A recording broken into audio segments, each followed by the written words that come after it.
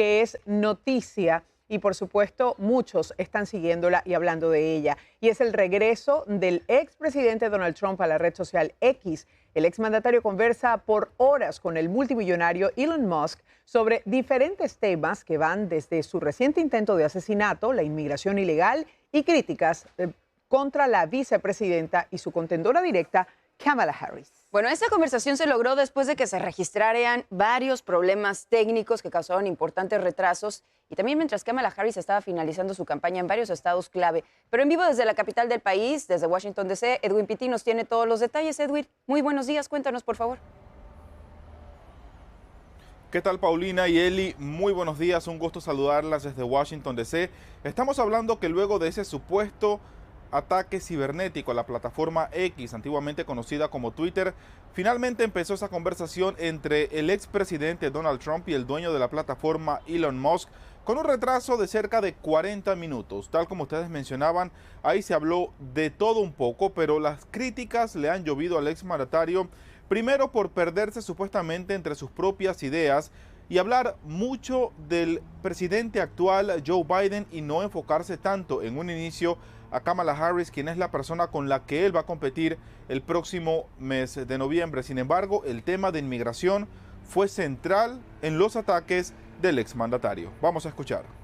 I believe it's over 20 million people came into our country, many coming from jails, from prisons, from mental institutions, or a bigger version of that is insane asylums, and many are terrorists. And I'll tell you what, they're coming not just from South America, they're coming from Africa, they're coming from all over the world. They're coming from Asia, they're coming from the Middle East, they're coming from countries that are stupidly and horribly bombing Israel.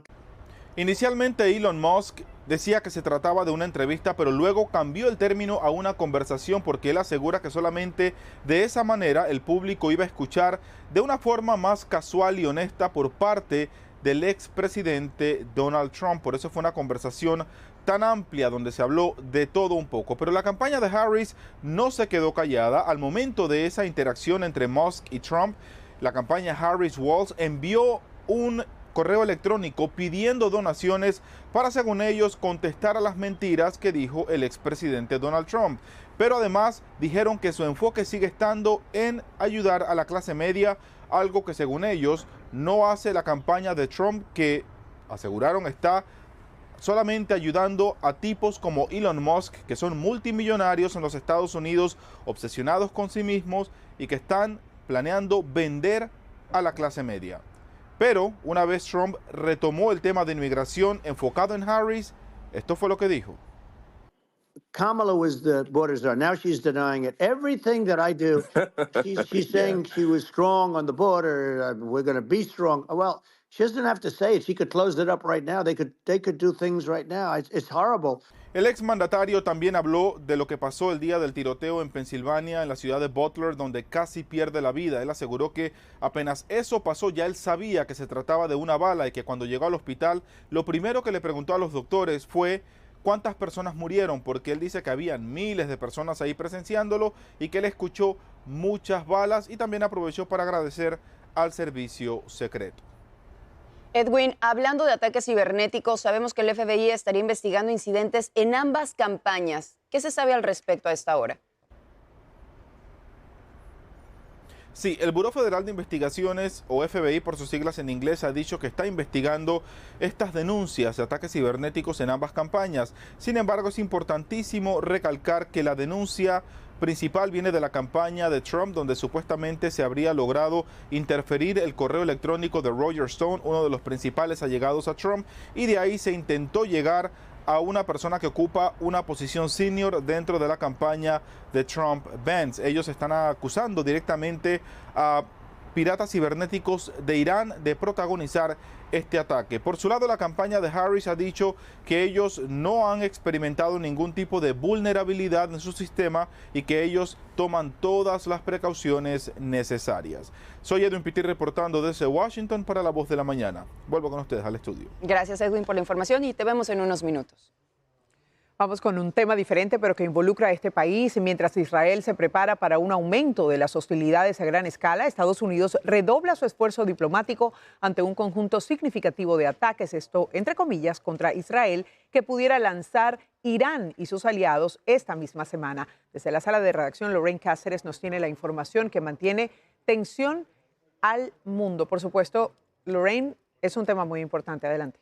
Así es, Angélica, mucha tensión. En Israel, los miembros del ejército tienen totalmente prohibido salir del país por motivos personales y en este momento hay un submarino nuclear rumbo a la región, al igual que un grupo de ataque de portaaviones. Eso bajo orden del secretario de Defensa de Estados Unidos, Lloyd Austin. En las últimas horas, la Casa Blanca ha reiterado su compromiso de defender a Israel. El presidente Biden también ha llevado a cabo una conversación telefónica con otros aliados como Francia, el Reino Unido, Alemania e Italia para hablar de las tensiones y un plan de acción, pero al mismo tiempo señalando que aún hay esperanza de lograr un acuerdo que evite una escalada en la violencia. Vamos a escuchar lo que dice uno de los voceros de la Casa Blanca. What we're focused on is continuing to de-escalate diplomatically. Our hope and our intent is to make sure that an attack doesn't happen. Y la misión iraní a la ONU informa que cualquier ataque contra Israel será programado y preciso.